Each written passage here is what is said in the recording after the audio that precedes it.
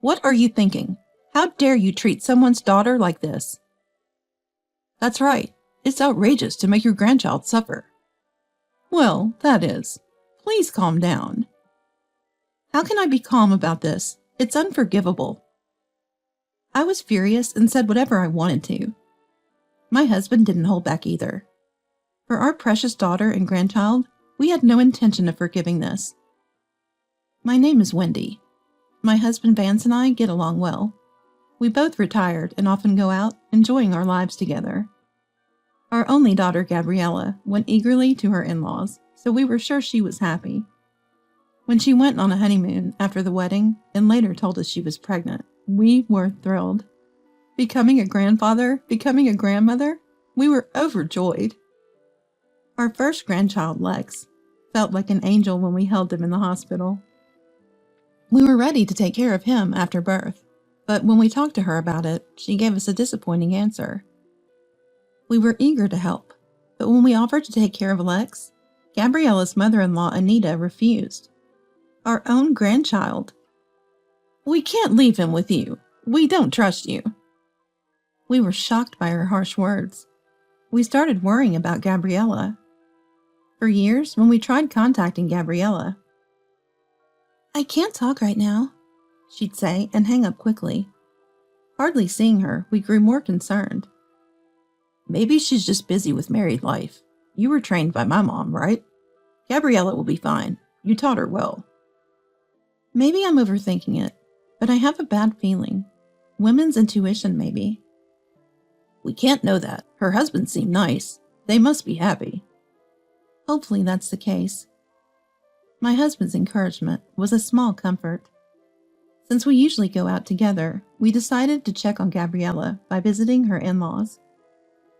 After watching from a distance for a while, we saw Gabriella coming out to water the planters. Okay, let's approach her now. We rushed over to her. Gabriella, are you okay? You startled me. Why are you here? What are you doing? We came to see how you are. Don't come here uninvited. Why would you do this? It's not okay.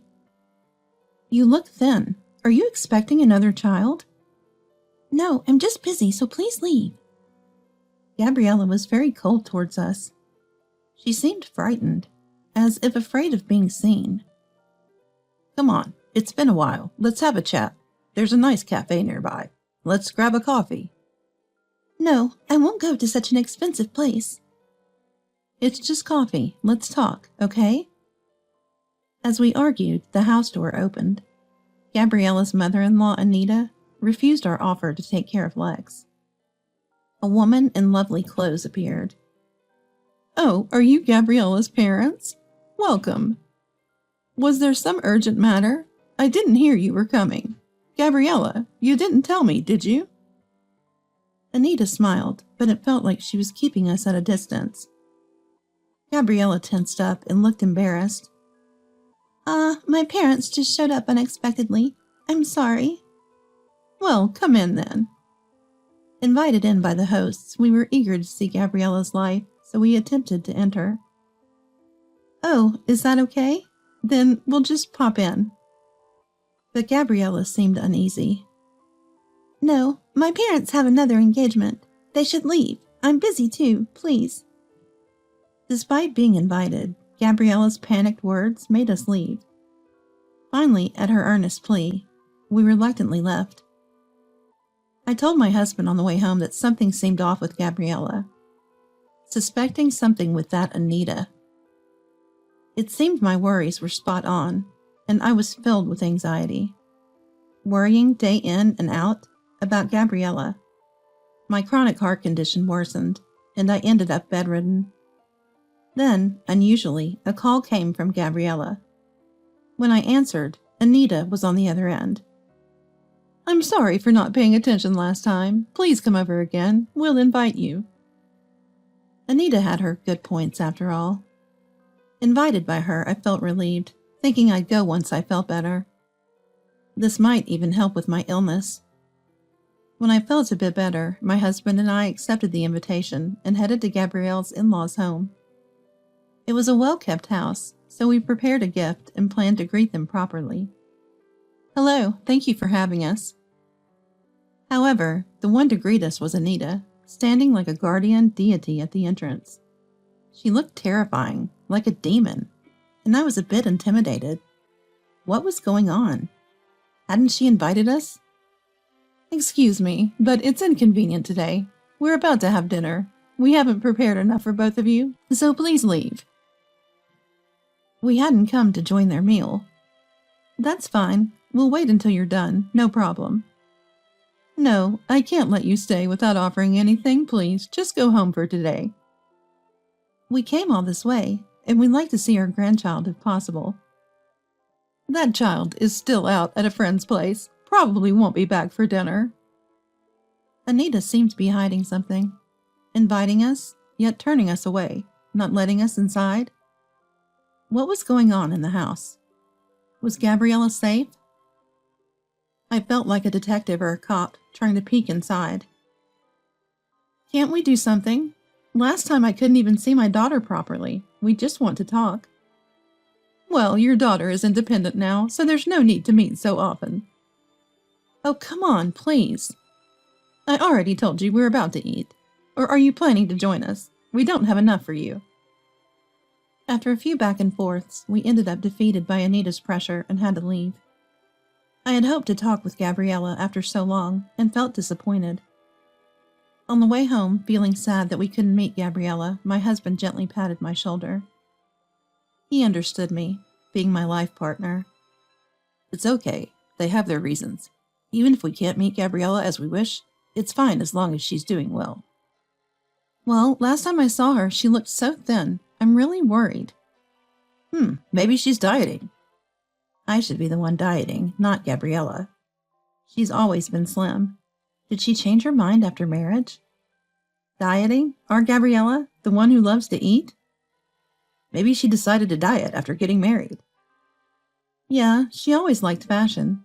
Maybe her thoughts changed. Right. Don't worry too much, Wendy. If you collapse again, that's what worries me. Don't worry about me. I'm fine. We tried not to worry too much about Gabriella. We believed she would contact us if something happened. Days later, we saw Gabriella and Anita at the supermarket. My husband suggested not to approach, but I was too concerned seeing them. They were talking at the meat section. Anita, please, at least for Lex. Are you defying me? Who do you think you are? Lex is a boy, just started elementary school. He needs to build strength. How much do you think that costs? Eavesdropping? I couldn't understand what they were talking about. It seemed like they were speaking in a way that others wouldn't understand. I wanted to approach them, but my husband stopped me. We argued back and forth, getting nowhere. My husband said, Interfering in others' quarrels is difficult. Every family has its own way. Gabriella, pushing a cart, looked lonely and seemed to be shopping under Anita's direction. Her figure from behind seemed to have lost all hope. My heart ached again. My worries grew even larger. I tried to explain this to my husband with all my heart. Hey, something is wrong. This might be serious. We might be in a weak position since our daughter and grandchild are taken, but we need to do something. Maybe you're right, but what can we do? We have no evidence. That's the problem. Gabriella won't talk, and Anita pretends not to know. Let's observe a little longer. We might be able to do something. Wait for that chance. You never know when it might come. Okay, let's do that. For that, let's come here again. Yes, that's a good idea. For Gabriella and Lex, let's keep trying. We decided to regularly observe the children at the supermarket, but we hardly ever saw them. They might not come to this supermarket often. We also wanted to see Lex, so we waited at the school gates. With so many elementary students, it was hard to find Lex, whom we hadn't seen in a while. Meanwhile, our daily routine had completely changed. On the other hand, Gabriella, unable to get through to Anita, seemed to be trying to discuss her son with her husband Sid, despite being busy. Sid, I need to talk to you about something. I have dinner with the manager tonight. No time to talk. Despite Gabriella's desperate plea, busy Sid seemed not to care about home matters. It's about Lex. What, is he in his rebellious phase already? Even when Gabriella tried to explain, Sid would say irrelevant things. No, the doctor said his growth is slow. Don't you see? Lex is smaller than other kids.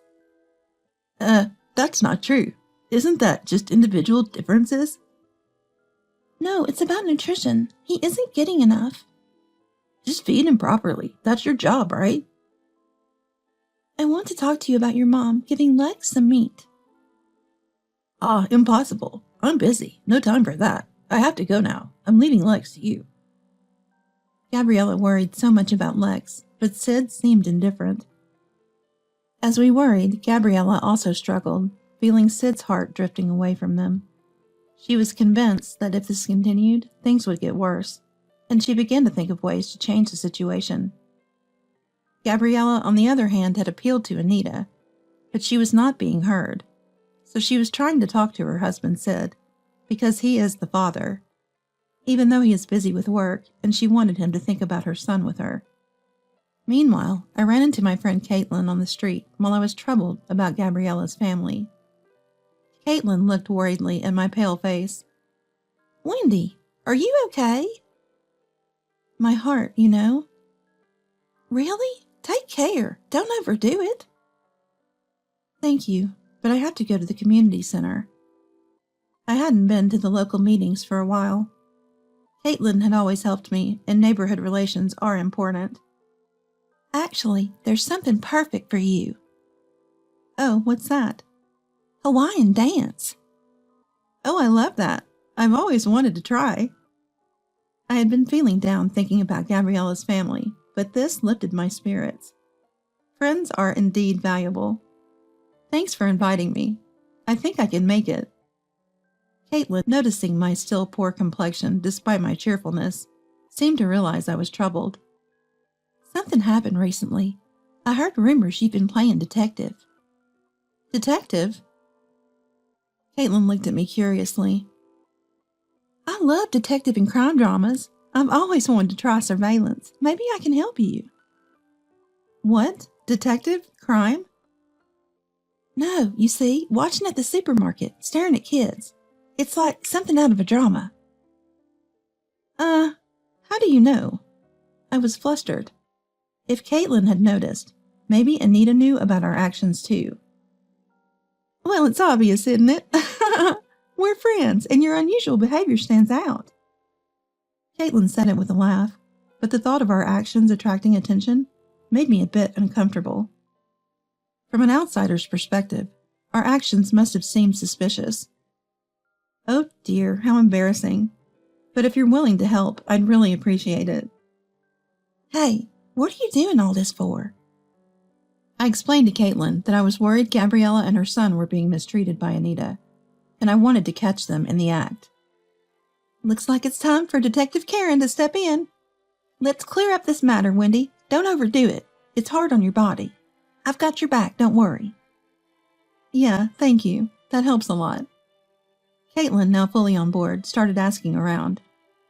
Apparently, many people had seen Anita and Gabriella having arguments at the supermarket, especially near the meat section.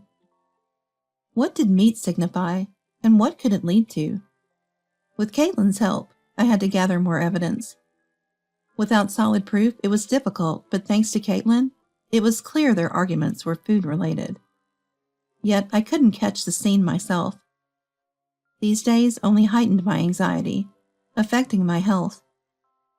My husband tried his best, but we couldn't easily enter their house, and we worried about Gabriella and her family. I might end up hospitalized. Heart disease is unforgiving. Worrying isn't good.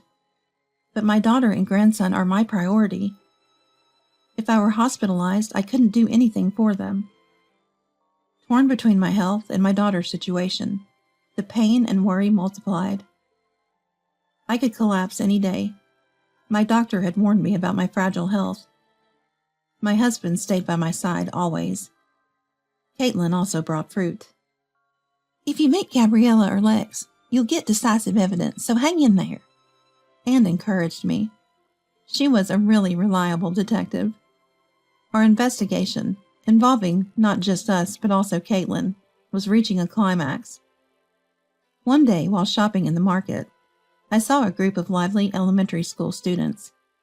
Watching them, I noticed a familiar face resembling Gabriella. Looks just like Gabriella. It was Lex. Lex, is that you? Oh, you've grown. Yeah, I'm in first grade now. You seem smaller than the others. Are you eating well? Lex seemed hesitant to answer my husband's question, but looked straight at us and replied, No, I'm always hungry, even though we have lunch at school. What did this mean? Gabriella knows how to cook a variety of dishes. Wanting to fill Lex's stomach, we looked for a restaurant.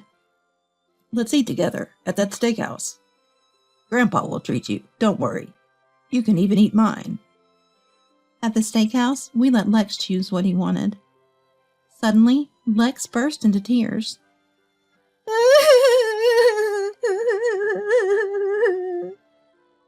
So loud that we hurriedly apologized to the other customers. What's wrong? Is it bad?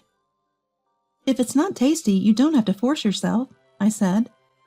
Lex shook his head vigorously and said with a beaming smile, No, it's not that. It's really, really tasty. Surprised by Lex's reaction, as if he had never eaten meat before, I was relieved to see him happy. Ah, I see. That's good. You scared us. As we were relieved, Lex muttered sadly, I wish I could give Mom some of this delicious meat, too. My husband and I understood something important from Lex's words. Maybe Gabriella and her family weren't eating enough. Lex, you mean you don't usually eat meat? Yeah, Grandma says it's too luxurious and won't let us. Does your mom not eat it either? Mom's even worse off. She can't eat fish, only rice. We were shocked. Gabriella and her family were being forced to live like this. I see, Lex. Is there anything else troubling at home? Well, we listened to Lex, who seemed more energized after eating, and learned various things. We had to confront Anita at their home. We were determined. Feeling comparatively well, we decided to visit their home with Lex. We started with an unrelated issue to catch them off guard. Upon entering, my husband spoke to Anita, while Lex and I followed our plan. Hello, we ran into Lex nearby, and he seemed a bit down, hungry, so we took him to a steakhouse. It was kind of you, but unnecessary. Sorry for troubling you. No, he seemed unaccustomed to eating meat. Found it unusual, you know. We caught them off guard. As Lex went inside, I quickly followed. The plan worked like a detective plot. Anita's reaction to the mention of meat made her face contort. There was definitely something amiss. Hey, don't just enter someone's house like that. Anita tried to get rid of us, but I hit the core issue. More importantly, Lex mentioned that the boy isn't eating meat. That's sad, isn't it? Is it true? Oh no, of course not. That's not true. We pressed Anita, who quickly denied. Really? You're not letting them eat meat? Let's make it black and white, whether we're feeding them properly or not. We cornered Anita, pressing for clarity. What are you thinking? Not feeding a growing child properly? Overwhelmed by our momentum, Anita started shifting the blame. No way, that's not me. Is that Gabriella's idea? I don't know anything. Gabriella appeared, interrupting Anita's denial. Wait, Anita, I can't take it anymore. It's too hard for Lex. I'll tell the truth. Dad, Mom, thank you for always worrying. Gabriella? She was different from her usual self. A mother protecting her child, courageous and divine. Dad, Mom, actually, Lex and I haven't been fed properly. Sid is always busy eating out, not knowing anything. When I try to speak, he doesn't want to listen, and Anita interferes. Nobody helps us. Gabriella continued passionately. Anita seemed to shrink in size. Lex is smaller than other kids, and the doctor warned us about his diet, but nobody understands. Gabriella almost in tears, and Anita sweating and trying to deflect. What are you talking about, Gabriella? I'm not mean like that. Anita's continued denial at this stage was inexcusable. To push a child to a state where a doctor needs to intervene about his diet was way too much. Finally, Gabriella declared, Anita, I've had enough. I'm leaving this place. My husband comforted Gabriella, resolved in her decision. Gabriella, you've held up well until now. No more worries. First, pack your things. Both of you are coming to our house. Dad, thank you. Lex and I will bring our luggage. While Gabriella and Lex went to get their luggage, my anger towards Anita didn't cease, and I added fuel to the fire. It must have been a painful realization for Anita. What are you doing? It's as if Gabriella is a mere servant. This is not something a decent person does. I'm terribly sorry. Anita, who'd been looking down on people, was now humbled, almost unrecognizable. What were you thinking, treating someone's daughter like this? That's right. How could you make even your grandchild suffer? He's only in first grade. But Dad is, please. Dad, Mom, calm down. Calm down? How can we? Unforgivable. Why did you do such a thing? Confess. Demanding calm after such terrible actions was audacious. Treating your daughter like a servant and your grandchild suffering from malnutrition? How could you have done such things? I need to hear it from you to even consider forgiveness. Okay, I'll tell you. I'm in a bit of debt. I thought if I didn't buy meat or fish for Gabriella and Lex, I could save some money. I'm sorry. What a selfish and trivial excuse. I was completely appalled. What? You caused our precious daughter and grandchild such hardship over something so petty? Were you the only one eating meat? That's terrible. We could even take you to the police, you know. Please, anything but that. I'll do anything to apologize. Please don't tell the police. Please forgive me. Anita, utterly defeated by our words, deeply apologized with tears. Gabriella, who had witnessed everything with her packed belongings, ran towards us when Anita submitted. Dad, Mom, I'm sorry. I hated being so cold to you. No need to apologize. We figured as much. You're a kind and dutiful daughter. You couldn't truly be cold-hearted.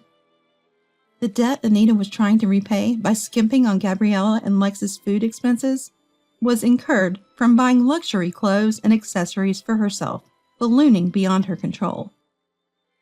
Even her own son, Sid, was shocked by the amount of debt, and amidst his busy work, he ran away with his belongings. The relationship with Gabriella had also deteriorated, leading to a divorce between Sid and his neglectful behavior. Anita, abandoned by her son, sold the house hoping to pay off some debt, and moved into a small apartment. She wandered aimlessly through a life of debt, working day and night. Meanwhile, we joyfully welcomed Gabriella and Lex into our home. How is it? Do you both like it? It's delicious. I can't believe we get to eat so much meat, Mom. I'm glad. The meat is great, but the salmon and fatty tuna are delicious too. Thank you both. There's plenty more potato hamburgers, too. We fed them plenty of meat and fish. Perhaps due to this, Lex grew taller, and Gabriella, who had been thin, seemed healthier and her complexion improved. Indeed, eating delicious food is essential.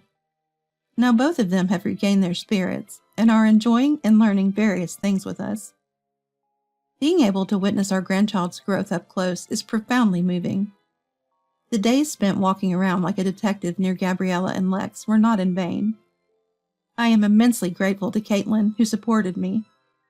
With the problem resolved, my stress vanished, and my health improved so much that my previous hospital concerns seemed like a lie. Now we are enjoying our happy, smooth sailing days.